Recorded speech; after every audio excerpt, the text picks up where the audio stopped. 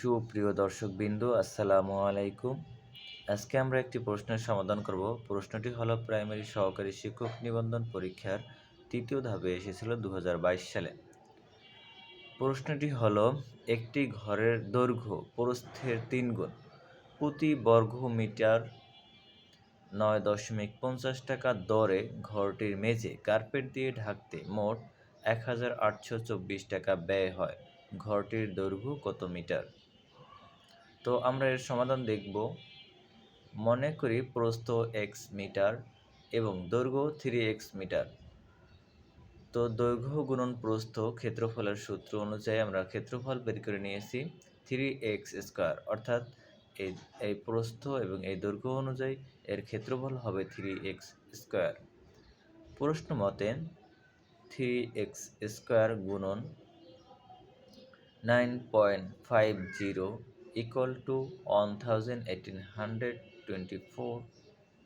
তো এই ইকুয়েশন অনুযায়ী আমরা এক্স এর মানটি বের করে নিতে পারবো এবং এক্স এর মানটি আমরা যদি পেয়ে যাই তাহলে আমাদের প্রশ্নে যে কোনো ধরনের যা কিছু চাইবে আমরা সেগুলোর উত্তর দিতে পারবো। প্রশ্ন চেয়েছে ঘরটির দৈর্ঘ্য কত মিটার, তো আমরা বের করব 3x স্কোয়ার ইকুয়াল টু এখানে 9.50 দিয়ে আমরা 1824কে ভাগ করে আমরা পাই 192।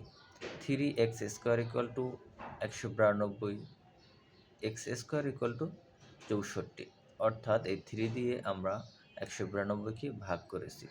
এই 3 দিয়ে পাশে চলে যায়, তবে এখানে মাঝখানে আরও একটি লাইন দেওয়া যেত, এক্স স্কোয়ার ইকুয়াল টু 192 ভাগ 3।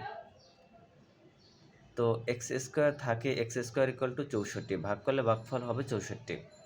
তো এখন আমরা এই টুটাকে এই সাইডে দিয়ে গেলে এই 64-র উপর রুট হয়ে যাবে। 64 রুট মানে বর্গমূল হবে 8।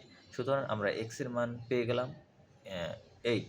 তো আমরা এখন প্রস্থ পাইলাম 8। তো দৈর্ঘ্য হবে এই প্রস্থের 3 গুণ, অর্থাৎ 3 গুণ 8, সুতরাং 24 মিটার হবে দৈর্ঘ্য। আমাদের প্রশ্ন চেয়েছে দৈর্ঘ্য কত মিটার।